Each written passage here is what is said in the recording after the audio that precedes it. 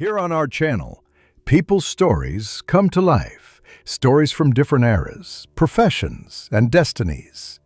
Each of them follows their own path, their own life woven from circumstances, challenges, and choices. Before we step into their world, make sure to subscribe, and later, share your impressions in the comments. Now, let's begin. Some stories don't start with loud events. They start small, with details, with moments that seem insignificant, yet hold entire worlds within them. These are stories about people who never chose to be heroes. They simply lived, worked, made mistakes, learned from them, and kept moving forward.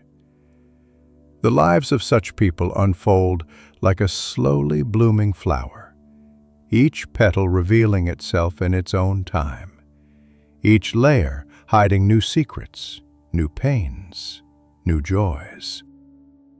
This is a story from a time when the world was just a little different.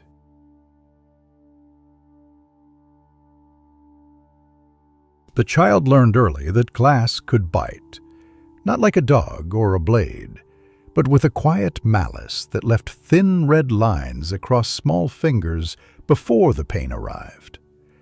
Master Hollis said nothing the first time it happened, only handed over a rag and continued scoring the pain with his diamond cutter. The lesson was clear enough. In this trade, carelessness drew blood. The workshop stood in a narrow building wedged between a cooperage and a printer's shop, close enough to the commercial district that the smell of ink and wood shavings mixed with the sharper scent of linseed oil and putty. The front room held finished panes stacked in wooden frames, each piece wrapped in cloth. The back room was where the real work happened. A long table, scarred by decades of cutting. Tools hung on pegs in precise order.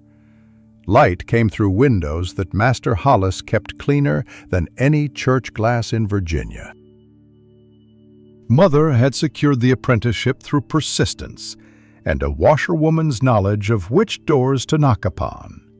She knew the merchant families, knew their servants, knew which households valued skilled work over cheap labor. Master Hollis was old even then, his hands steady despite the tremor in his left knee. He agreed to take the child on condition that there would be no crying, no complaining, and no second chances. The first year passed in sweeping floors and mixing putty.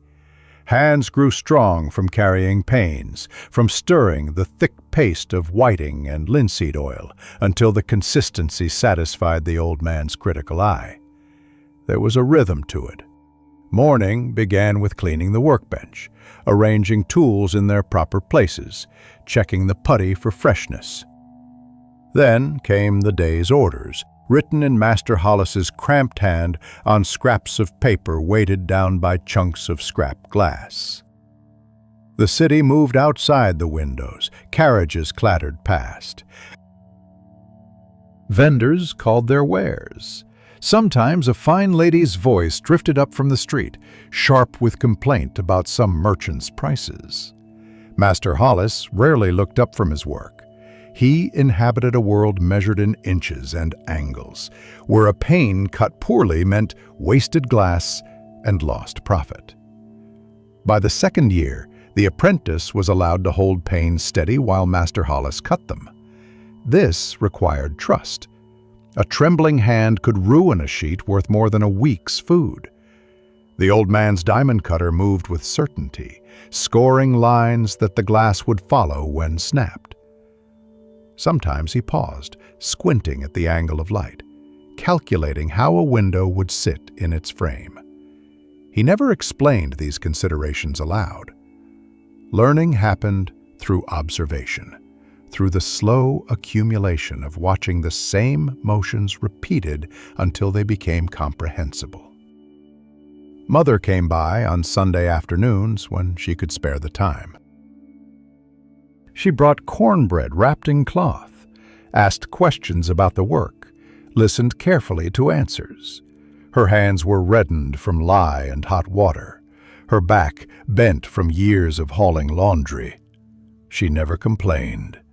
When she smiled, it was with the satisfaction of seeing her child in a trade that offered something better than her own life had provided. The fever came in late autumn, when the child was 12. It began as a cough among the women who worked the big houses, spread through the boarding houses and tenements where laundresses lived crowded together. Mother lasted 4 days. The doctor came once, shook his head, accepted his fee. There was little to be done. By the end she could barely speak, but her eyes followed her child around the small room they had shared, as if memorizing features she would not see again. Master Hollis attended the burial. He stood silent among the small gathering of washerwomen and tradespeople, his hat held against his chest. Afterward, he made no mention of the apprenticeship ending. The child simply continued coming to the workshop each morning, continued learning the trade, continued sleeping in the back room on a pallet between the stored glass and the tool cabinet. Grief was a private thing, carried in silence. There was work to do. Panes to cut, frames to fit, putty to apply with careful smoothness. The motions became a comfort. Master Hollis never softened exactly, but he began explaining more. How to read the grain of glass, such as it was, how to anticipate where a pane might crack under stress, how to price a job so the client felt satisfied and the profit remained fair. By 15, the apprentice could complete simple installations alone. A broken window in a shop front, a cracked pane in a boarding house. Master Hollis watched these first solo jobs with the intensity of a man evaluating his own legacy. When the work proved sound, he granted the smallest of nods. That nod meant more than any praise offered by softer masters. The wealthy families lived in a different world. Their homes stood on wide streets lined with oaks, behind iron gates tended by gardeners. When Master Hollis brought the apprentice along to repair windows in these houses, it was like entering a foreign country. Servants moved through halls with silver trays. Carpets swallowed the sound of footsteps. The glass itself was different, clearer, and more expensive, sometimes curved for bay windows that caught the afternoon light. The apprentice learned to become invisible in these spaces, to enter through the servants' entrance, to work quickly and quietly, to speak only when addressed. The people who lived in such houses rarely looked at tradespeople directly. They discussed the work as if the workers could not hear, debating costs and schedules in voices that assumed deafness or irrelevance. Master Hollis taught this invisibility as carefully as he taught glazing techniques. Keep your eyes on your work. Answer questions with brevity. Never offer opinions on matters beyond glass and frames. The powerful were like delicate panes, he said once, beautiful to look upon, but liable to shatter if handled roughly, and when they broke, they cut everyone nearby. At 16, the apprentice installed a complete window at a merchant's townhouse without supervision. 3 large panes set in a wooden frame, each piece cut and fitted and puttied until the seams were nearly invisible. Master Hollis inspected the work in silence, running his fingers along the edges, checking the angles. Then he handed over the payment, every penny of it, and walked back to the workshop without a word. That night, lying on the pallet in the back room, the apprentice counted the coins by candlelight. It was not wealth, it would never be wealth, But it was the product of skill, of years spent learning to work with something as fragile and essential as glass. Mother would have been pleased. Master Hollis was satisfied. That seemed, for the moment, like enough. The city continued its rhythms outside. Voices faded as households settled for the night. Somewhere, a dog barked. A carriage rolled past on distant cobblestones.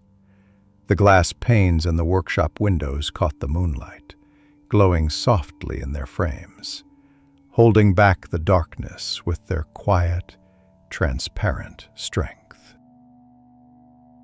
Master Hollis died in his sleep 3 weeks after the apprentice turned 18. There was no drama to it, no final words of wisdom. The old man simply failed to appear in the workshop one morning.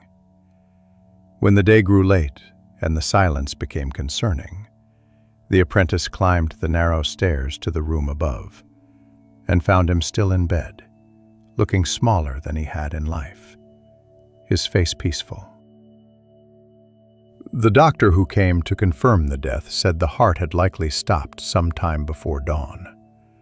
"A good way to go," he added, as if this were a consolation.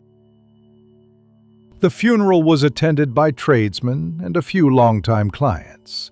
Master Hollis had no family, no wife or children.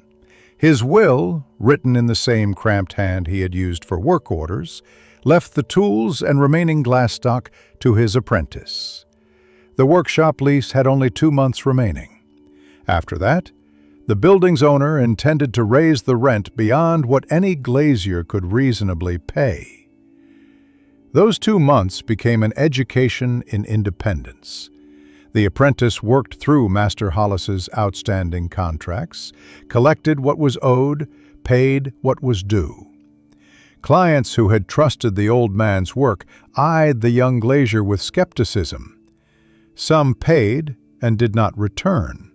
Others offered new work, curious to see if the training had taken hold. Every job completed successfully was a small victory. Every mistake was a reminder of how much remained to be learned. Mrs. Port ran a boarding house 3 streets over, a narrow brick building that housed clerks and shop assistants and the occasional tradesman fallen on temporary hardship. She had known Master Hollis years before, had once hired him to replace all the windows on her 2nd floor. When the workshop lease expired, she offered a room at a rate that was almost charitable. The room was small, barely large enough for a bed and a trunk, but it had a window that faced east and caught the morning light. The work itself could be found if one knew where to look. Shopkeepers needed repairs after storms. Boarding houses required regular maintenance. Churches called upon glaziers when their windows cracked from age or accident. The pay was modest but steady. It meant rising before dawn to reach jobs across the city, meant carrying tools and glass panes through streets that smelled of horse manure and coal smoke, meant negotiating prices with clients who always wanted the work done cheaper and faster. Samuel Derry worked as a carpenter in a shop near the riverfront. They met at a tavern that catered to tradesmen, a place where the ale was weak but affordable, and the company understood the particular frustrations of working with one's hands for people who did not. Samuel had an easy laugh and a talent for storytelling. He spoke of clients with gentle mockery, of the absurd requests and impossible deadlines, and his stories made the other men roar with recognition. The friendship grew naturally. Samuel needed windows fitted in the furniture he built. The glazier needed frames adjusted to hold panes properly. They began taking meals together, comparing notes on difficult clients, sharing strategies for collecting payment from those who conveniently forgot their debts. Samuel borrowed small amounts occasionally, always with promises of repayment that came eventually, if not always promptly. Trust was a luxury in a city where most people looked out for themselves first. But Samuel seemed different. He spoke of fairness, of how tradesmen deserved better treatment from the wealthy families who profited from their labor. He attended meetings in the back rooms of churches, gatherings where workers discussed wages and conditions. The glazier listened to these accounts with interest, but declined invitations to attend. Politics was dangerous territory for someone trying to build a reputation as reliable and uncontroversial. The work brought occasional glimpses into lives shaped by wealth beyond imagination. The Whitmore estate stood on a hill outside the city proper, a sprawling house surrounded by gardens maintained by a staff of groundskeepers. When one of the drawing room windows cracked during a winter freeze, the glazier was summoned to make repairs. The job took 3 days. Servants brought tea and small cakes during breaks, a kindness that felt almost embarrassing in its generosity. Judge Whitmore himself appeared only once, striding through the drawing room with barely a glance at the work in progress. He was a tall man, with silver hair and the bearing of someone accustomed to immediate obedience. His voice carried through the house even when he spoke at normal volume. The servants moved differently when he was present, their efficiency sharpened by something that might have been respect or might have been fear. The judge's son was different, younger, quieter. He stopped to observe the glazing process with genuine curiosity. He asked intelligent questions about how glass was cut, how the leading was applied, how long a proper repair might last. The conversation was brief, but it left an impression. Here was someone born to wealth who could still see tradespeople as human beings worth addressing directly. The pay for that job kept the glazier fed for 2 months. It also brought other clients, families who moved in the same social circles as the Whitmores, and who valued work that satisfied such exacting standards. The business grew, slowly but steadily. There was even talk of eventually renting a proper workshop, of perhaps taking on an apprentice when the time was right. Romance came unexpectedly one spring afternoon. A seamstress named Catherine worked in a shop the glazier passed regularly. She had dark hair pinned back severely and quick fingers that flew over fabric with impressive speed. Their conversations began with pleasantries, grew into longer exchanges, developed into something that felt like possibility. She laughed at small jokes, asked about the work, shared complaints about her own difficult clients. But Catherine wanted stability, a future that looked secure. When a clerk from the customs house began courting her with promises of steady employment and regular hours, she made her choice with practical wisdom. The glazier understood. A tradesman's income was uncertain, dependent on the weather and the economy and the whims of clients. A clerk's salary arrived predictably. In a world where security was rare, she had chosen the safer path.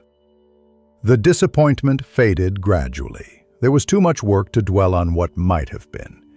Glass needed cutting, frames needed fitting, clients needed reassuring.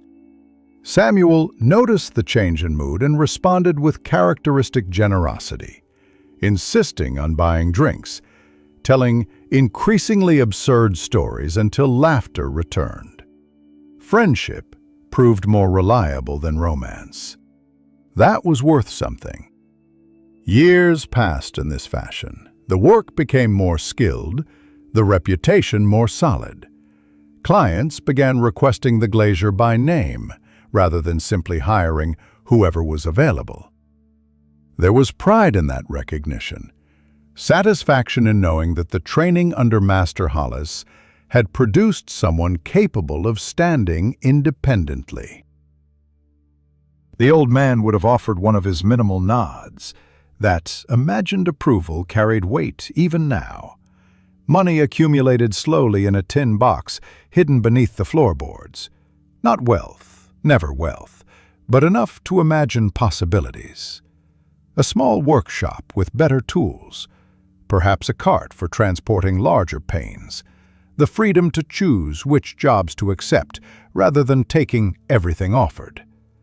These dreams were modest but felt achievable with patience and continued diligence. Mrs. Port sometimes asked about plans for the future over breakfast in her boarding house kitchen. She had a motherly concern that was both comforting and mildly intrusive. Marriage, she suggested, would provide stability.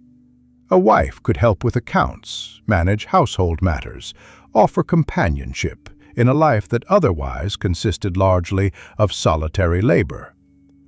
The glazier deflected these suggestions with humor but recognized the kernel of truth within them. The years were passing.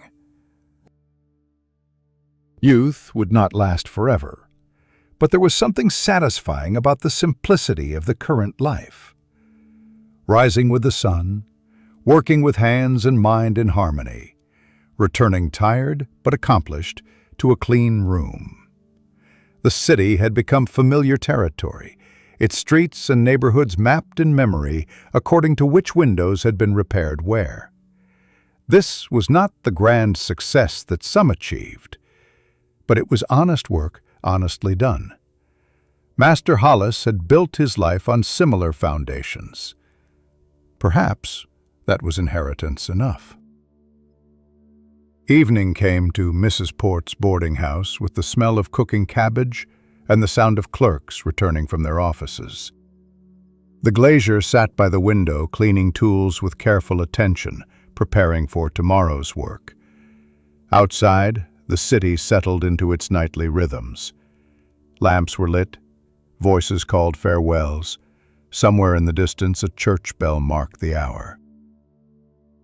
The glass in the window reflected the room behind, transparent and solid at once, holding its place between inside and outside, between what was and what might yet be. The summons came on a Tuesday evening, delivered by a boy in livery who could not have been older than 10. Judge Whitmore required immediate assistance. A carriage window had been damaged and needed repair before morning. The boy stood breathless in Mrs. Port's doorway, his message delivered with the urgent precision of someone who had been told that delay would bring consequences.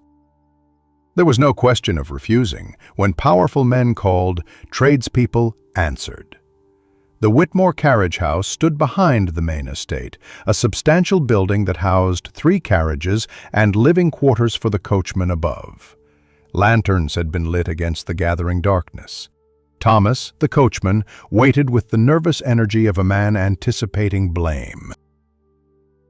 He was perhaps 40, weathered from years of outdoor work, his hands thick and calloused from handling reins. The damaged carriage was the judge's personal vehicle, a black lacquered affair with brass fittings that gleamed even in lamplight. The right side window had shattered completely.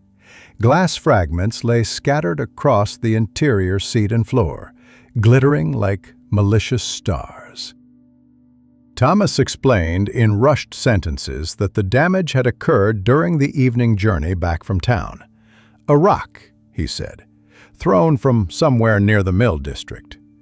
The judge was inside the main house, furious, demanding that the perpetrators be found and prosecuted. The glazier set down the tool bag and examined the window frame carefully. The opening was larger than standard residential panes, curved slightly to match the carriage body's elegant lines. Replacing it would require custom cutting and careful fitting, but something about the break pattern drew attention.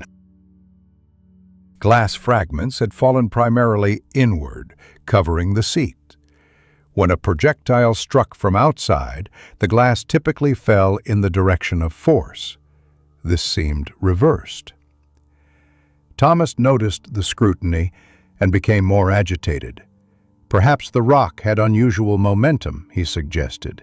Perhaps the angle was deceptive. He spoke too quickly, his explanations tangling over themselves.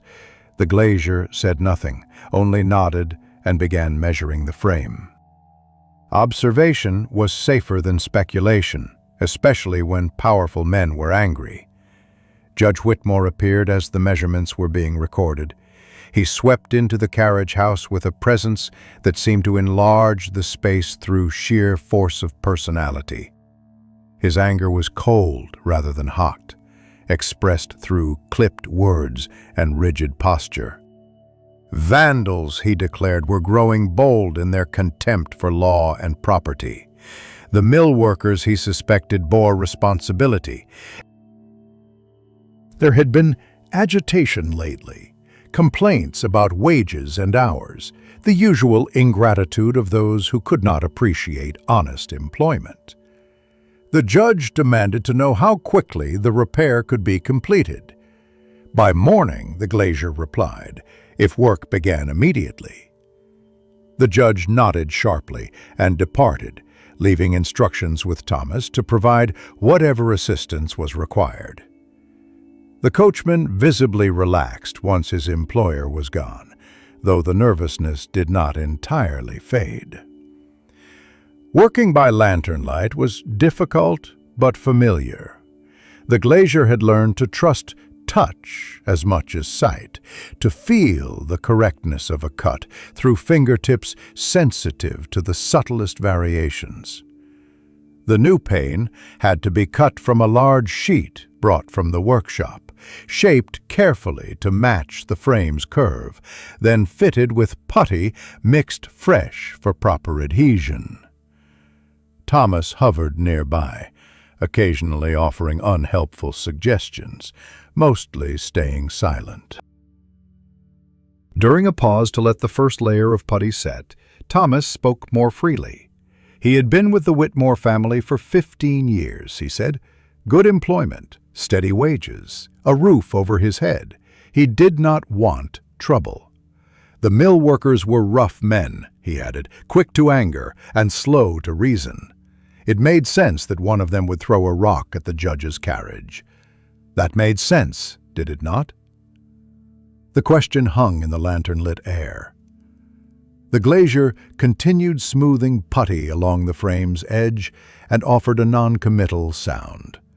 Tradespeople learned early that agreeing too readily with one party's version of events could prove dangerous if circumstances shifted. Better to focus on the work, to let others draw their conclusions. The repair was completed near midnight. The new pane sat securely in its frame, the putty applied with the careful smoothness that prevented leaks and drafts. Thomas inspected the work with evident relief. The judge would be satisfied. That was what mattered. Payment was handed over immediately, generous enough to compensate for the inconvenient hour.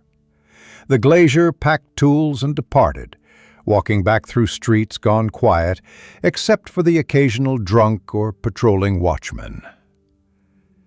Samuel was waiting outside Mrs. Port's boarding house, leaning against the brick wall with the patient stillness of someone accustomed to late hours. He had heard about the incident, he said. Word traveled quickly among working people. The mill district was tense. Judge Whitmore owned the largest textile operation in the area, and conditions there were notoriously harsh. Long hours, dangerous machinery, wages that barely covered rent and food. There had been talk of organizing, of demanding better treatment. Perhaps someone had acted rashly. The glazier described the broken window briefly, mentioned the odd pattern of the glass fragments. Samuel listened with unusual intensity, asking specific questions about the break's direction, the size of the supposed rock, whether any projectile had been found. No rock had been visible, the glazier admitted. Perhaps it had bounced out of the carriage, or perhaps Thomas had removed it before the repair began. Samuel nodded slowly, his expression thoughtful in the dim streetlight. Deputy Clark appeared at the workshop 2 days later. He was a bulky man with a red face and the weary demeanor of someone navigating between competing authorities. The judge wanted a formal statement, he explained, a witness account of the damage for the official investigation. Several mill workers had already been questioned. Accusations were being made. The matter was becoming complicated. The statement was given carefully. The glazier described the shattered window, the measurements taken, the repair completed. When asked about the cause of the damage, the answer was honest. Impossible to determine with certainty from the evidence observed. Glass could break in unpredictable ways depending on force, angle, and existing stress points. Deputy Clark recorded this with visible frustration. He needed something more definitive, he suggested. The judge expected clarity. But clarity required certainty that did not exist. Master Hollis had taught the importance of saying only what could be proven through direct observation. Speculation might satisfy clients, but it also created liability.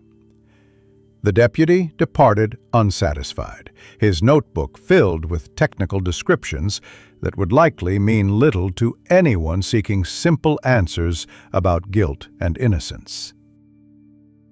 Samuel came by that evening with bread and cheese, settling into the workshop's single chair like a man preparing for serious conversation. The judge was pushing hard for prosecutions, he said. 3 mill workers had been named as suspects based on their known complaints about working conditions. No evidence linked them to the incident beyond their public criticism of Whitmore's business practices. That was apparently sufficient. The glazier listened while cleaning tools, the familiar motions providing comfort against growing unease. Samuel spoke of injustice, of how the powerful used law as a weapon against those who dared question their authority. His passion was genuine, his anger righteous. But there was something else beneath the words, a current of personal knowledge that suggested involvement beyond mere sympathy. When asked directly if he knew anything about the broken window, Samuel hesitated. Then he smiled, that familiar, easy expression that had first made friendship seem natural. He knew many things, he said, some worth sharing, some better kept private. The glazier should focus on the work, on building a business, on staying clear of conflicts between forces larger than any individual tradesman. That was advice worth heeding. But the advice felt hollow even as it was offered. The mystery of the shattered window had already pulled the glazier into currents that ran deeper than simple vandalism. Someone had broken that glass. Someone had reasons beyond random destruction, and somehow, whether through friendship or circumstance or the simple accident of being called to make repairs, the glazier had become entangled in a story whose true shape remained obscured, visible only in fragments, like light through broken glass, waiting to reveal the pattern of its shattering. Sleep became difficult in the weeks that followed. The 3 mill workers sat in jail awaiting trial, their names printed in the newspaper alongside descriptions of the alleged crime. The glazier read the articles at Mrs. Port's breakfast table, noting how certainty had replaced speculation in the telling. What had been a possible rock thrown by unknown hands had become established fact, complete with witness testimony from Thomas the coachman, who now claimed to have seen figures near the roadside just before the window shattered. Mrs. Port clucked her tongue over the news, declaring it a shame how desperate men turned to violence. She had no love for Judge Whitmore, whose reputation for harshness was well established, but property was property and law was law. without respect for such things, what separated civilization from chaos? The glazier murmured agreement while remembering the glass fragments, the way they had fallen inward rather than outward, the absence of any rock among the debris. Work continued, though the pleasure had drained from it. Each window repaired became a reminder of that night in the carriage house, of questions unasked and observations kept private. Clients noticed the distraction. A pane, installed slightly crooked, had to be redone. Putty mixed with insufficient oil cracked within days. These were apprentice mistakes, the kind Master Hollis would have corrected with a single sharp look.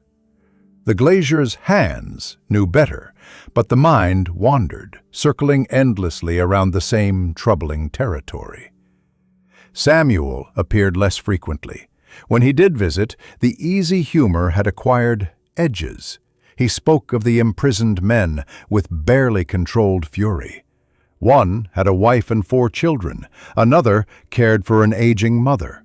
The third was barely 20, strong and healthy, and now facing years in prison for a crime he had not committed.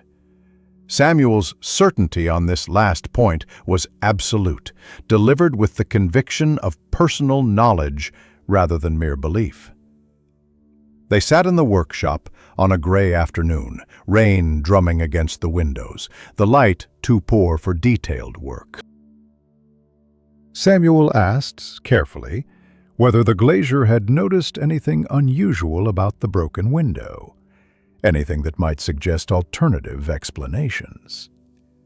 The question was posed casually, but carried weight beneath its surface. The truth emerged in pieces. The inward fall of the glass, the absence of a projectile, the curve of the break pattern, which suggested impact from inside the carriage rather than outside. Samuel listened with an intensity that confirmed suspicions. He knew something, had perhaps known all along. What Samuel revealed then came with warnings about discretion and consequences. The window had indeed been broken deliberately, but not by mill workers throwing rocks. It had been an accident during a confrontation between Judge Whitmore and his son, an argument about the mill conditions, about wage cuts and safety violations. The son had struck the carriage wall in frustration, and his fist had gone through the window. Thomas had witnessed everything, had been ordered to construct an alternative story, had complied because refusing a judge's direct command was not something a coachman could risk.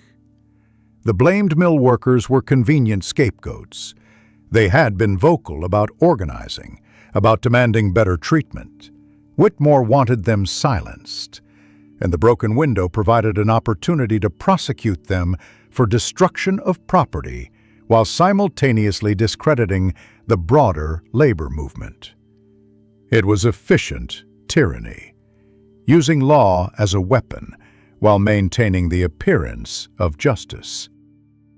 The glaziers sat in stunned silence, absorbing implications that reached far beyond 3 men in jail. Samuel's knowledge suggested involvement with the organizing efforts, access to information that only came from being embedded within the resistance movement. Their friendship, which had seemed uncomplicated, now revealed itself as more complex. Had Samuel cultivated the connection deliberately, knowing a glazier might eventually prove useful? Or had genuine affection simply become entangled with political necessity? Samuel must have seen these thoughts forming because he spoke quickly, almost pleading. The friendship was real, had always been real. But yes, he was involved with the mill workers, with the broader effort to improve conditions for laborers across the city. And yes, having a trusted tradesman who might observe things in wealthy households had strategic value. But trust ran both directions.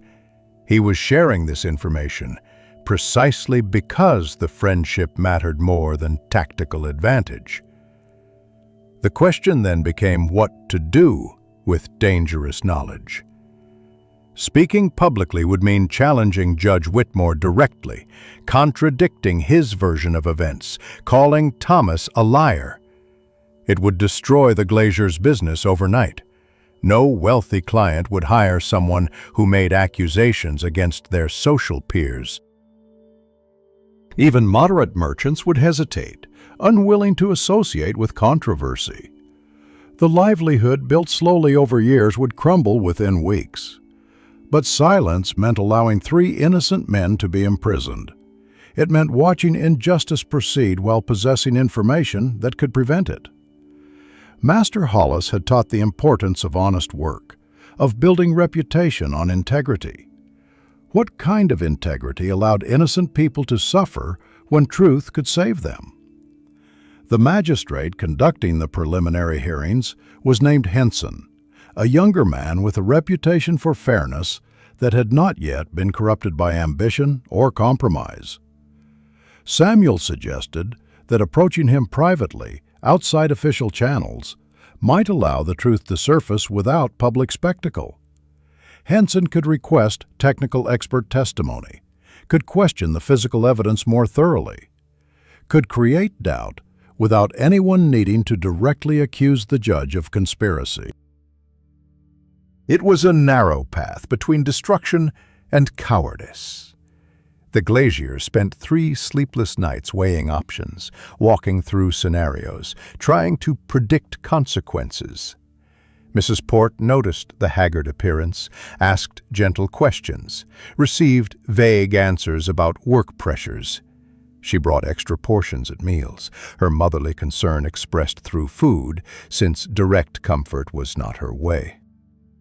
The decision crystallized on a Sunday morning, sitting alone in the workshop with tools laid out precisely as Master Hollis had always arranged them. The old man had lived according to principles that valued truth over convenience. His reputation had been built not merely on skilled work, but on absolute reliability, on being someone whose word could be trusted completely. That legacy demanded better than silence bought through fear. Magistrate Henson received the glazier in his office on a Tuesday afternoon. He listened to the technical description of the window damage with careful attention, taking notes, asking clarifying questions. When the implications became clear, his expression remained professionally neutral, but something shifted behind his eyes. He requested a written statement, detailed and specific, to be submitted as expert testimony. He made no promises about outcomes, offered no reassurances about protection from consequences. The law would proceed according to evidence, he said, wherever that evidence led. The written statement took hours to compose. Every word mattered. It described only what had been directly observed: the pattern of glass fragments, their location within the carriage, the absence of any projectile, the physics of how glass typically breaks under various forces. It concluded that the damage was inconsistent with impact from an external object thrown from outside the vehicle. No accusations were made, no alternative explanations offered. Just technical observations from someone whose expertise was recognized and established. Samuel appeared that evening with his sister Anna, a slender woman with careful eyes and the permanent stoop of someone who spent long hours bent over sewing. She thanked the glazier quietly, her voice thick with emotion. One of the imprisoned men was her husband's cousin. The family had been desperate, certain that conviction was inevitable. This testimony might change everything, might save 3 lives from ruin. But Anna also warned, more gently than Samuel had, that gratitude did not protect against consequences.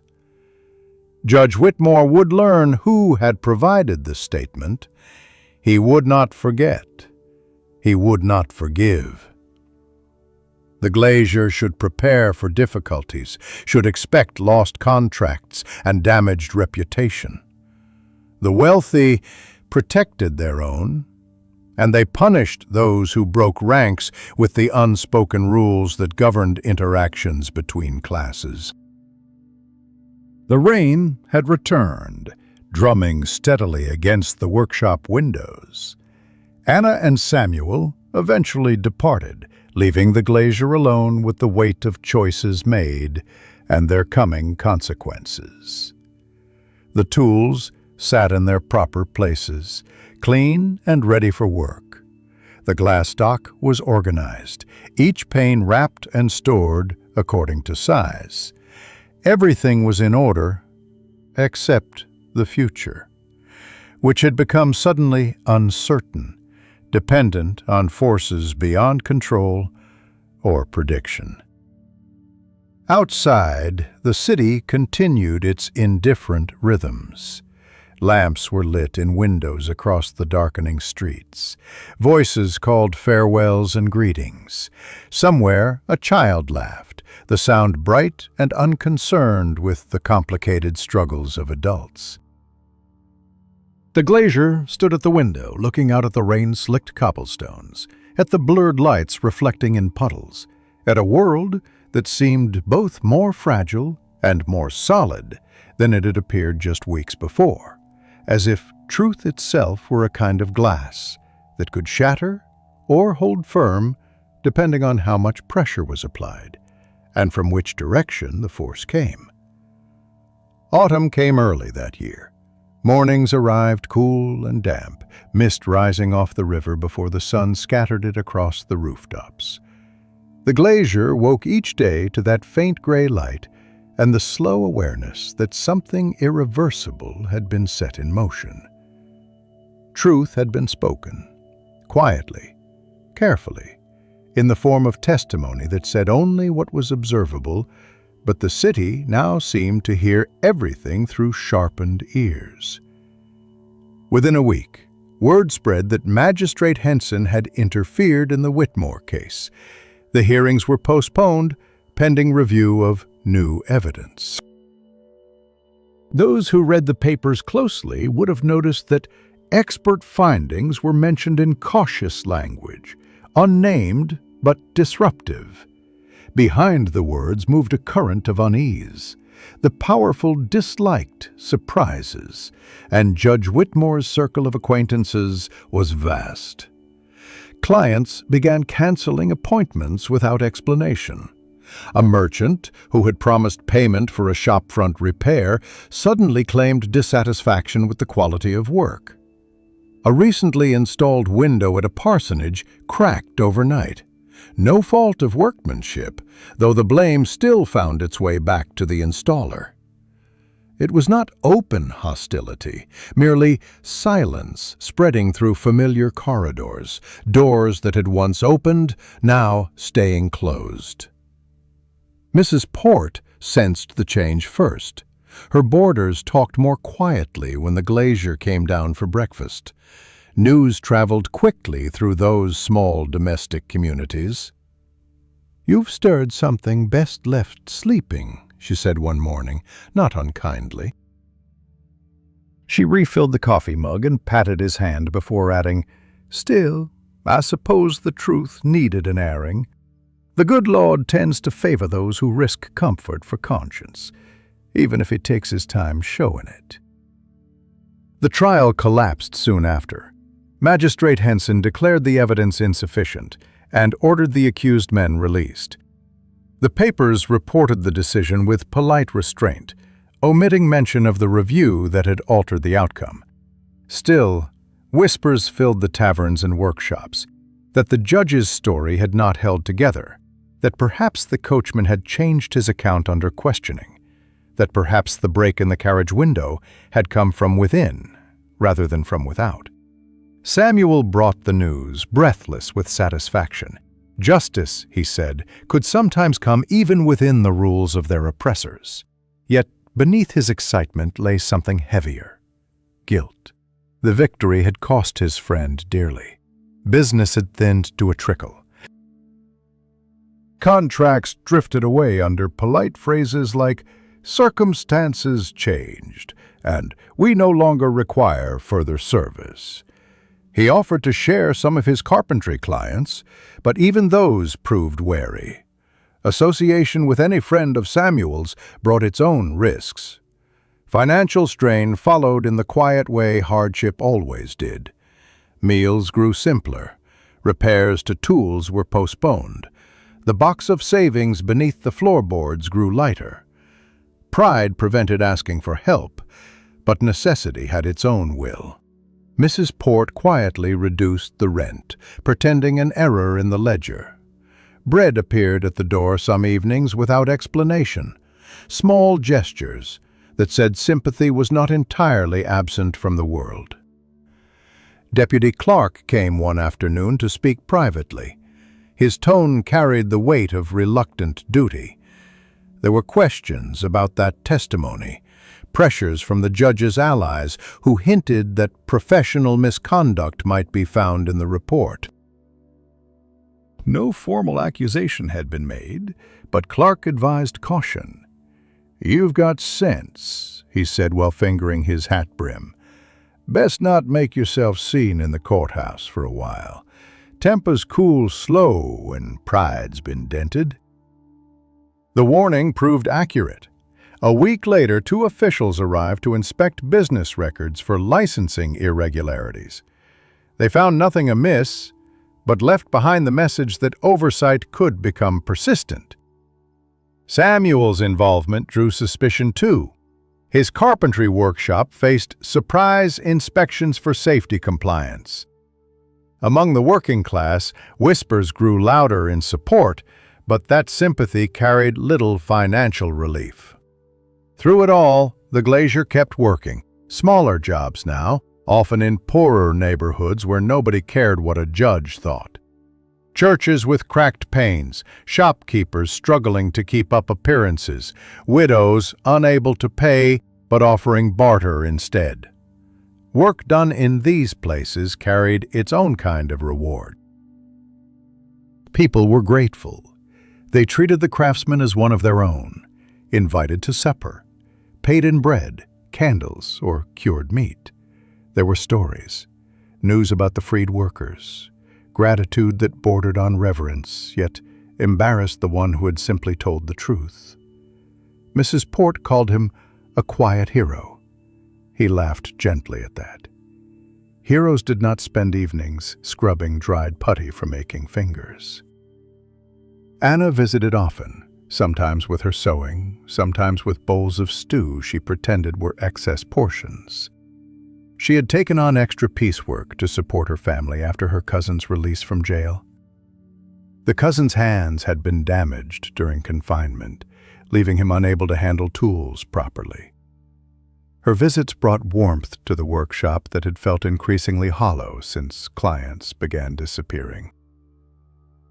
She asked about repairs, listened as stories tumbled out, the temper of glass, the patience required at each stage, the strange peace in seeing light pass through something one's own hands had shaped. Her presence steadied him, anchored the sense that despite everything unraveling, small portions of life could still hold together. Winter drew near. Judge Whitmore appeared less frequently in the newspapers, his health said to be declining. Rumors hinted at family strife, at pressure from within his own circle to relinquish some responsibilities at the mill. His son, quietly, had begun engaging with local reformers about safety measures. The shift was modest, but real. Justice, perhaps, moved like ice, slow, nearly invisible, reshaping things without sound. In January, Deputy Clark returned, not in uniform this time. He brought a sealed envelope containing partial payment for services previously rendered. The judge, he said curtly, considered the matter closed. The tone suggested this was less a gesture of reconciliation than a final stroke of control, the payment acknowledging professionalism while reclaiming dominance. The glazier accepted without gratitude, knowing refusal would draw more attention than acceptance. Samuel saw a larger meaning in it. "They're trying to buy silence," he said. "Proof they know they were wrong." But Samuel lived for causes. The glazier, having tasted the cold edge of righteous consequence, desired only quiet. Business remained thin, yet survival continued through adaptation. Repairing cheaper properties required more physical effort, broken panes set into warped frames, glass cut from reused stock, payment often deferred. But there was dignity in the routine. Each day's small labor accumulated into the stability of habit. The mind found comfort in repetition: measure, cut, fit, seal. When evening came, candles were lit not for contemplation, but for light enough to read ledgers or write receipts. Life, reduced to essentials, carried its own calm grace. Months passed before Samuel dared propose a small celebration. The freedmen had organized a collective workshop repairing equipment for local mills, operating under partial license granted by the magistrate. They wanted the glazier to join them as a consultant, a symbolic figure whose testimony had opened their path. The idea appealed to neither pride nor vanity. It represented continuity, the notion that truth, once spoken, could yield something constructive. At the gathering, held in a converted stable, the freed workers offered rough wine and music from a fiddle missing a string. Their gratitude was uncomplicated, honest. One man clasped the glazier's hands and said, "You gave us back our lives." There was no reply suitable for such words, so he only nodded, feeling the familiarity of calloused fingers against his own. Together, they raised glasses to better days, though everyone there understood how fragile those aspirations remained. In the weeks that followed, change began slowly. New clients emerged from unexpected places, small shopkeepers who admired integrity, church committees that valued skill joined to conscience. Work no longer depended on the favor of the wealthy. Reputation, though damaged among elites, had strengthened among ordinary people. It was not prosperity, but it was survival, shaped by respect that neither money nor connections could buy. One evening, returning home after a long day repairing windows at the river warehouse, the glazier found Mrs. Port sitting by the stove mending a curtain. She looked up from her stitching and said, "They won't forget what you did. Not those men you helped, nor the ones who feared you for it. That sort of act lives long after the bill's been paid." The statement carried both comfort and warning. He smiled faintly, acknowledging both truths at once. Later that night, lying awake in the narrow bed, he listened to the faint creak of the boarding house, the soft snores of distant rooms, the whisper of rain on the roof. The world had not changed much. The powerful remained powerful. Justice was still partial, tilted by influence. Yet some small portion of goodness had survived the test, fragile, perhaps, but intact. Like well-cut glass, it held its shape under pressure, allowing light to pass through without distortion. He drifted to sleep, imagining the sound of tapping on glass, steady and precise, each mark deliberate, leading toward form even when unseen by those who passed by. There was comfort in that rhythm. Tomorrow would bring more work, uncertain but honest, and that was enough. Spring returned with its uncertain mercy. The frost retreated unevenly, leaving puddles in the rutted streets and green shoots forcing their way through mud by the riverbanks.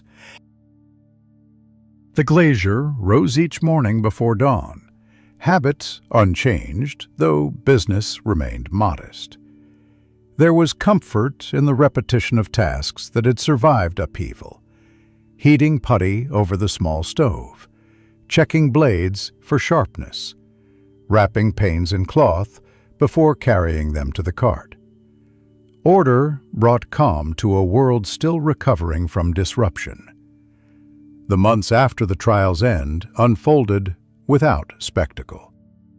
What had once been a continuous hum of anxiety subsided into quieter persistence.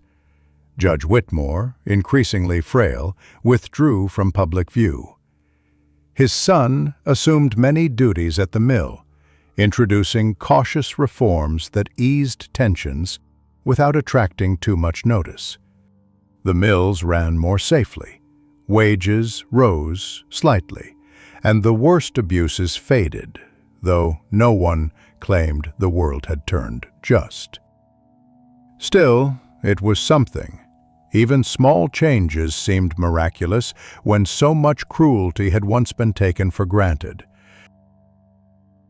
For the glazier, work began to steady, though not with the clientele once known. The genteel houses of Broad Street no longer sent for repairs. Word there remained poison. But the modest merchants and reform-minded families just beyond the city center welcomed honest labor with quiet gratitude. They needed no elaborate references. Skill and reliability were proof enough. A church deacon commissioned window replacements for the Sunday school hall. A widowed teacher saved money for months to mend the cracked panes in her parlor. Each job brought slow accumulation of trust within a new circle, smaller yet truer. The workshop had moved again, this time to a low building near the market, where passing foot traffic brought incidental customers. Its front window displayed modest pieces of leaded glass, squares of colored fragments assembled into simple geometric patterns that caught sunlight in muted blues and ambers. People stopped to look, some to admire, some only to rest their eyes before hurrying on. The glaziers saw these glances not as potential sales, but as quiet conversations of light. When the sun struck just so, the patterns filled the workshop walls with soft color. It felt like renewal. Reverend Clayton, the same clergyman who had once known Master Hollis, began visiting again. Age had stooped him further, but his mind remained clear. He brought small commissions from congregants who could not pay much, but needed skilled hands nonetheless. "Work done in the name of dignity," he called it. "That matters more than the coins." They would share tea afterward, speaking of times when charity had no name, and decency did not require defense. One afternoon, Samuel arrived unexpectedly, dressed better than usual. He had prospered in quiet ways, taking advantage of the new respectability earned through the workers' cooperative. He spoke of collective ownership, of managing orders fairly, of distributing profits according to effort rather than seniority. His energy filled the workshop like the first gust before a storm. "We're building something lasting," he said. "You should come by, see how it's grown." But the glazier shook his head gently. "My work doesn't fit into groups," he said. "I mend, I repair. Others build." Samuel frowned but accepted the refusal. He understood that solitude was not withdrawal but nature. Anna remained a more frequent visitor. Her sewing business had expanded modestly. She stitched garments for merchants' families and earned steady wages. She often brought repair work to the glazier, broken latches on window frames, warped shutters joined to sills. Her presence changed the rhythm of the place. Where before there had been only silence filled with the sound of cutting and scraping, now there was conversation, quiet but companionable. She told stories about her clients, the small quarrels and kindnesses of their households, and he listened with growing ease. On days when the sky darkened early, they shared supper in the workshop, talking until the candles shortened and patience stretched into comfort that neither remarked upon. Gradually, an apprentice appeared, a thin boy named Victor, whose mother worked for Mrs. Port as a laundress. He watched with fascination as the glazier installed a shopfront pane one afternoon, and afterward followed with questions too precise to dismiss as idle curiosity. The glazier remembered his own younger self under Master Hollis's stern gaze, and saw in the boy's attention something hopeful. Victor began helping with cleaning tools and fetching materials, accepting instruction without complaint. His eagerness softened the quiet that had long filled the space. Teaching revived memories that had been buried beneath routine. Lessons about precision returned, about listening to the voice of the glass beneath the cutter, about never forcing a cut that resisted. "Glass has memory," he told the boy once. "It remembers where it wants to break. Our job's only to show it the right line." The boy laughed, thinking it a jest, but later he repeated it seriously, as if testing wisdom newly discovered. The glazier felt a warmth that surprised him, something like pride, fragile and unfamiliar after years of disappointment. By midsummer, the workshop hummed with steady rhythm. Clients came in predictable flow. Payment arrived sooner. The boy proved quick, Anna steady, and even the landlord, though watchful, was fair. Yet beneath this surface calm remained an old wariness, a knowledge that good fortune never arrived unaccompanied by risk.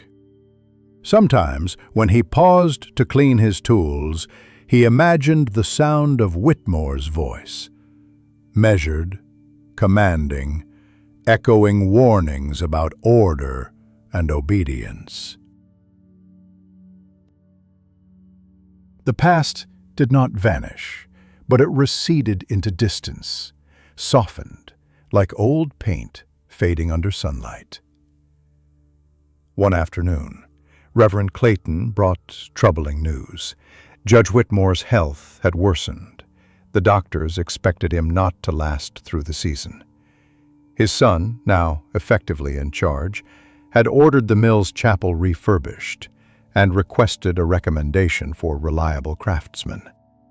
"He asked for your name," the Reverend said quietly. "Said his father once admired your precision." The glazier felt the room contract. It was an unexpected mercy from a family once bent on ruin, yet it came laced with uncertainty. Accepting meant walking once more into territory where power could turn dangerous. Refusing might seem resentment. After a pause, he agreed, though without enthusiasm. Working at the mill again felt like moving through layers of memory. The building smelled of oil and fiber dust. Machinery thrummed steadily, moderated now by new safety rails and slower gears. The son, Mr. Whitmore, addressed now without title, greeted him with calm civility. He was changed, less proud, more thoughtful, carrying sadness that years could not have explained alone. "My father regrets certain matters," he said. "He doesn't speak often, but when he does, it's mostly of the past." The glazier inclined his head, unwilling to press for meaning. They discussed windows instead, the chapel's arched design, the need for panes that filtered sunlight without dimming it completely. The work took 3 weeks. During that time, Mr. Whitmore visited regularly, not to supervise, but to talk. He spoke of his father's stubbornness, of the burden of privilege that chained as much as it elevated, of attempts to make amends through quiet reform rather than grand gestures. "People forget quickly," he said, "but they do not forgive in the same way." The glazier understood this intimately. They spoke of craft and justice, sometimes in the same breath, until familiarity replaced lingering resentment. When the final panes were installed, light spilled through colored glass across the chapel floor, scattering patches of gold and red like spilled wine. Mr. Whitmore stood beside him in silence, then extended a hand. "Your work will outlast both of us," he said. "It's good to know something still holds together." The handshake carried no performance, only genuine respect.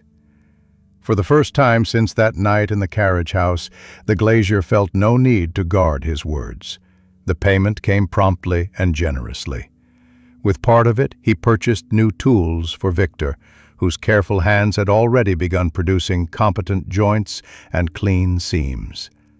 The rest went toward improvements to the workshop: a better stove, a shelf for ledgers, colored scraps for teaching practice. Life unfolded not in triumph but in balance, a modest success grounded in quiet perseverance. Anna visited more often that autumn. She brought patches for Victor's torn sleeves, new curtains for the workshop window, and once a loaf still warm from her own oven. There were long evenings then, hours spent in easy conversation, the future rarely mentioned aloud. Neither expected miracles, both understood the cost of illusions. Yet in their shared silences there lived the comfort of having survived storms without bitterness. When winter arrived, the city glowed faintly each evening through frosted glass. Work slowed, but the cold no longer felt as menacing as it once had. Inside the workshop, warmth lingered. The young apprentice practiced cutting smaller panes, his concentration absolute. Anna stitched by lamplight. The glazier watched them both and realized that survival had turned into something crueler and kinder at once, a kind of peace built not on forgetting, but on acceptance. Outside, the wind carried distant bells from the church tower. Between the sound and the quiet, one might have believed that all broken glass, given enough time and careful hands, could indeed be made whole again. The river ran high that spring, carrying silt and branches down from the mountains. From the workshop window, the glazier could see the water shimmer between the docks, brown and restless beneath the early sun. The boy, Victor, was setting a pane into its frame, tongue caught between his teeth in concentration. Anna had stepped out earlier with deliveries and would not return until evening. The day seemed ordinary, steady, unremarkable, until a knock came at the door. The man who entered was unsteady, his clothes untidy, his face flushed from drink. It took a moment to recognize him as Thomas, the Whitmores' former coachman. He carried himself differently now, shoulders slumped, hat crushed between his hands. When he spoke, his words tumbled out unevenly, the accent roughened by liquor and despair. "I wouldn't come," he said, "except I've got to clear my head before they put me in the ground." He refused a chair, but accepted water. The glazier waited. Thomas's eyes wandered around the workshop, settling on the colored panes catching light above the bench. "I keep seeing it," he muttered, "that glass breaking. Every night it's the same sound, sharp like a pistol. Only it wasn't no rock." He swallowed hard and looked up. It was him, the judge himself. The confession came in fragments. That night, years ago, after leaving a heated meeting at the courthouse, the judge had been in one of his foulest moods. The argument with his son had left him seething. In the carriage, anger overtook him. He struck the window with the heavy end of his cane.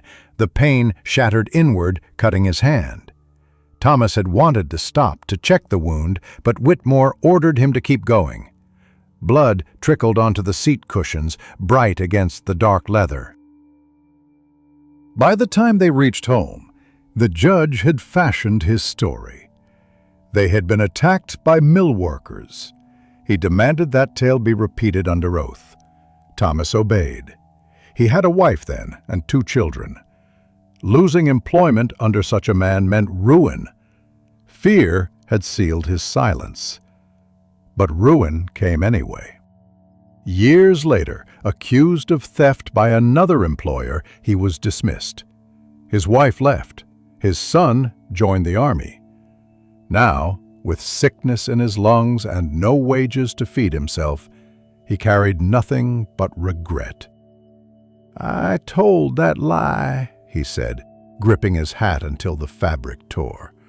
"Men went to jail for it. Good men. I can't die with it on me.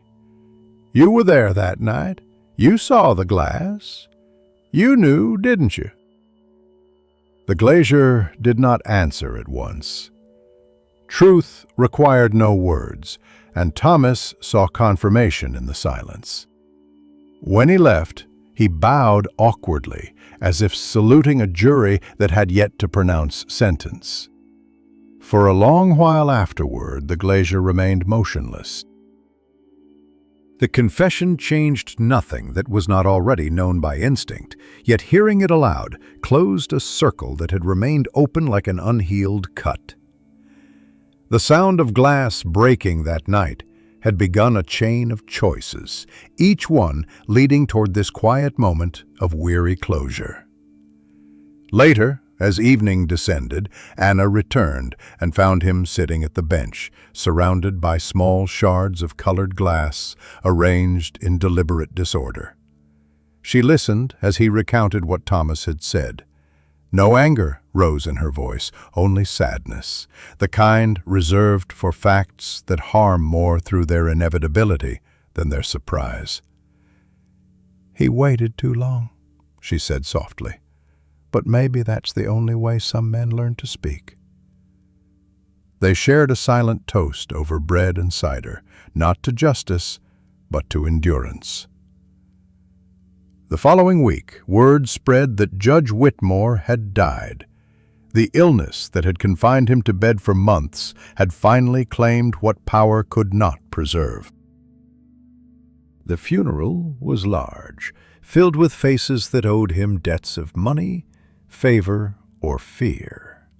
The glazier stood at a distance among tradesmen lining the street, hat in hand. Mr. Whitmore walked alone behind the coffin, his expression grave but unguarded. When the procession passed, he paused briefly, and their eyes met through the press of mourners. No words were needed. The son visited the workshop several days later, dressed in plain black. The sharp authority once inherited from his father had softened into something quieter. He thanked the glazier for the work done at the mill's chapel and spoke without ceremony. "I know about the carriage," he said simply. "Thomas came to see me too before he died. I've sent aid to the men who were imprisoned. It won't make them whole, but it's the only reparation left." They talked for some time about the judge's decline, about years lost to silence, about the strange mixture of guilt and release that follows confession. The son intended to sell a portion of the estate and fund new safety reforms at the mill, small gestures toward decency. Before departing, he placed on the workbench a sealed envelope containing payment, far above what any service could justify. "No one needs to know," he said, "but I wanted the money to pass through honest hands before it does any good." When he left, the glazier did not count the sum inside. It remained untouched in a drawer for weeks.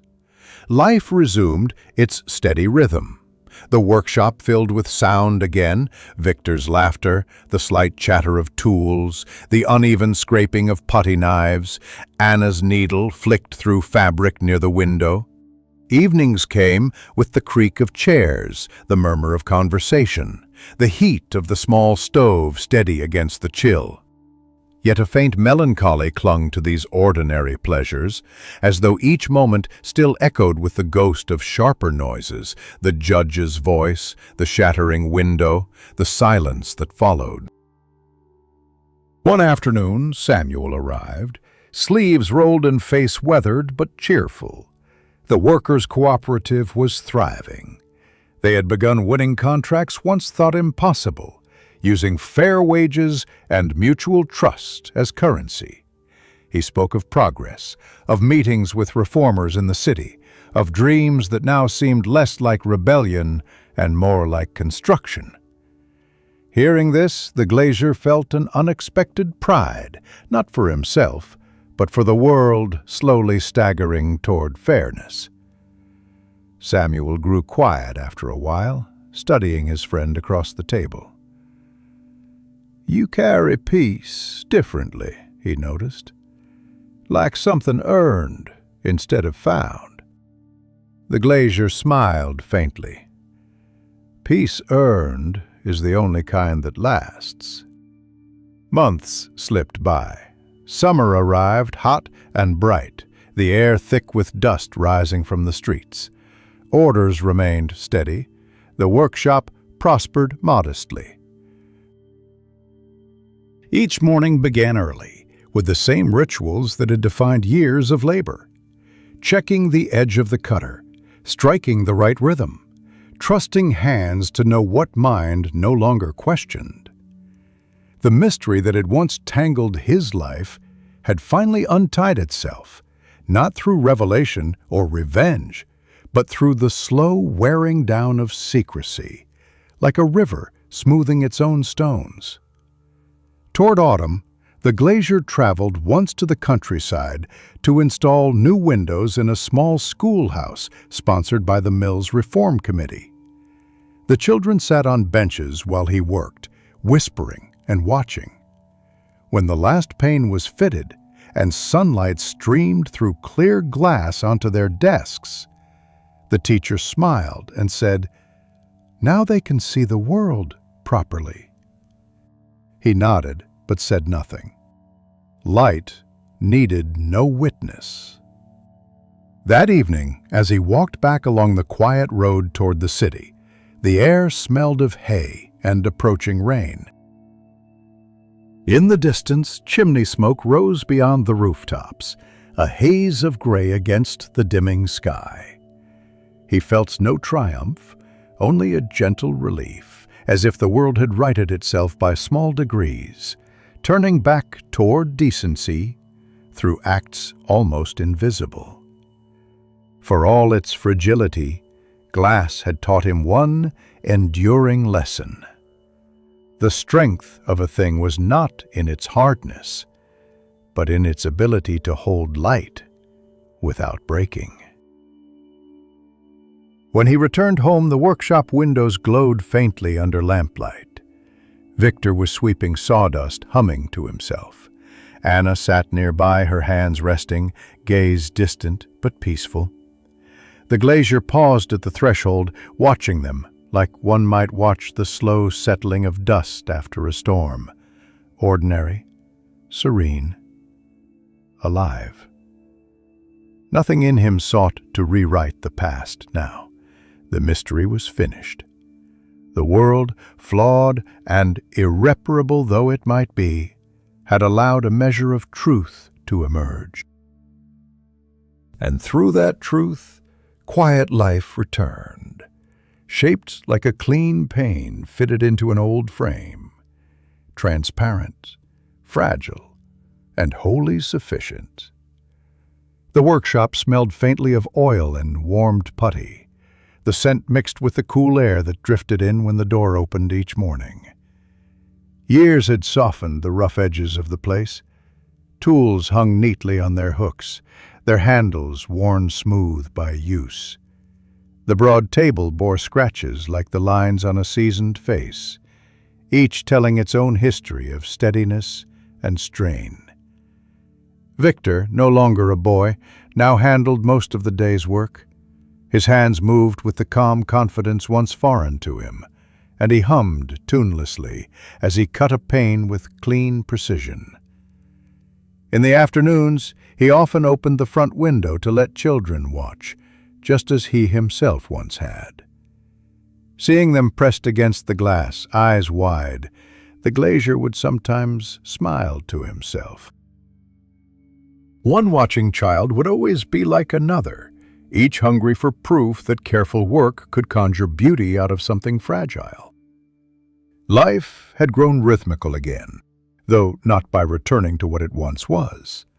It had become gentler, rounded by time and understanding. The past no longer lurked, but simply existed alongside the present, folded into its corners like old light caught between layers of glass. Anna came most evenings. She would finish her sewing, gather her needles into a small box, and walk the short distance from her shop to the workshop door. The sound of her footsteps on the wooden walkway was as familiar now as the creak of the floorboards or the strike of the clock. She never knocked, preferring to enter quietly, greeting him with a nod that needed no words. Some nights she brought supper, a pie, a loaf of bread, or leftovers from her own small meals. They shared food without rush, speaking when there was something worth saying, letting silence take its rightful place between sentences. The envelope left by Mr. Whitmore remained unopened for a long time before finally being used, not for comfort, but for purpose. A few coins had purchased better lighting for the workshop. The rest had gone toward repairing windows at the mill school. Mr. Whitmore's reforms continued gradually. Longer hours of rest, safer machinery, wages, fairer though never generous. His efforts were modest, but they endured. The old corruption, once so immovable, seemed suddenly to have hairline cracks of its own, thin as spider threads, but spreading slowly. When spring came again, the glazier took Victor to the countryside to install windows in a small chapel near the hill country. The trip took 2 days. The narrow path wound through meadows carpeted with early clover, and when they arrived, the place looked half forgotten. The chapel walls leaned under ivy, the pews gathering dust, yet the air inside was still and reverent, holding a peace untouched by time. They worked side by side, and by sunset the rough stone rings framed panes that caught the final light with perfect stillness. Before leaving, the glazier stood outside to watch the faint glow through the glass. It struck him that once, long ago, he had thought only of survival, of earning enough to keep cold and hunger away. Then came pride and disappointment, trouble and truth, until life had shaped him into something steadier. All along, what he had really built was not windows, but spaces for light to inhabit, moments where the world could be seen clearly, if only for those willing to look. When they returned to the city, the air smelled of rain and dust from wagons moving along the road. The workshop awaited, unchanged. Customers arrived steadily, some new, some familiar. There were minor disputes about prices, cheerful greetings on market days, the ordinary exchanges that formed the pulse of life. The glazier no longer sought praise. The quiet nod of a satisfied client, the sheen of clean glass at dusk. Those were enough. Mrs. Port had grown frailer, but remained alert, still managing her rooms with the same brisk hand she had always kept. From time to time she sent small gifts to the workshop: a jar of preserves, a mended shirt, a prayer card tucked under a freshly ironed napkin. To her, the glazier had become something like a son who had never disappointed her. Sometimes, sitting together on her stoop, they would watch the narrow street fade into twilight. "It's a good thing," she once said, "to fix what lets light in. The world forgets who makes its windows clear." In the evenings, after the lamps were lit and Victor had gone home, the glazier often sat by the front window with a cup of cider, looking through the glass he had cleaned himself that morning. Across the street, a cobbler worked late under a swinging light. Beyond that, shadows moved in the lanes, voices speaking kindly or carelessly, life unspooling without grand design. He thought how alike all trades were. Each measured life in small repetitions. Each left faint traces others never noticed, but would miss if absent. Sometimes, when the city grew still, the past returned, only lightly, like dust drifting down in sunlight. He would think of Samuel and their long arguments over fairness, of the judge's son trying to make peace with memory, of Thomas's trembling hands when the truth finally escaped him. These recollections no longer hurt. They lived beside gratitude, not regret, part of a story that had closed without bitterness. As summer approached, the glazier took pleasure in small things: a new hammerhead perfectly balanced, Victor's growing skill, Anna's laughter when her thread broke mid-stitch. The future no longer seemed like something to chase. It stretched instead like the clear horizon seen through clean glass, reachable in its own time, blurred only by weather. One evening, Anna arrived with a small gift, a piece of colored glass she had found at the market, green and translucent. "You could use it for something," she said. He ran his fingers across the surface, feeling the smooth coolness. It was imperfect, slightly warped, but when held to the lamp, it caught the light with rare softness. Later that night he set it into a small frame, placed it above the workshop door, and when the morning sun passed through, the entire room glowed faintly green. Victor noticed first, pointing at it with open admiration. "Now it looks alive," the boy said. The glazier nodded, smiling quietly. Life continued, both ordinary and generous. When storms came, there were windows to repair. When the days grew hot, there were shutters to adjust. The sound of cutting, scraping, and brushing returned each morning, constant as breath. Through it all, the feeling of stillness deepened, a peace born not of finality, but of understanding that every pain, no matter how strong, held imperfection that only light could redeem. Years of work had worn grooves in the tool handles, leaving evidence of touch and persistence. Yet the glass continued to catch the sun, the frames held firm, and in all those transparent squares lay a quiet philosophy: that the purpose of skill is not glory, but continuity. A well-made window will see generations come and go. It endures by doing nothing spectacular, merely by standing between fragility and wind, by offering a frame through which the world remains visible. One late afternoon, he watched Victor close up the shop. The young man locked the door carefully and turned, proud and taller than the boy he had been. "You'll have to show me how to make the patterns soon," he said. "Not today," the glazier replied, smiling, "but soon."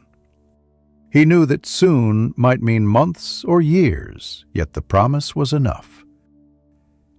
As the sun dropped behind the roofs, the workshop dimmed, leaving only the small green square above the door glowing faintly. Outside, the streets filled with people returning home, their lamps flickering in the dusk. From within the shop, one could see reflections mingling, the fading daylight, the lamplight, the movement beyond glass. It was a good sight, calm, imperfect, whole. He reached to snuff the nearest candle, and paused for a moment to let his fingertips rest on the cool pane beside him. The city's hum softened, the wind settled. Light remained, suspended in glass, lingering longer than the day itself. And though night would soon fall, he felt, as always, the quiet promise that morning would find its way through every window again.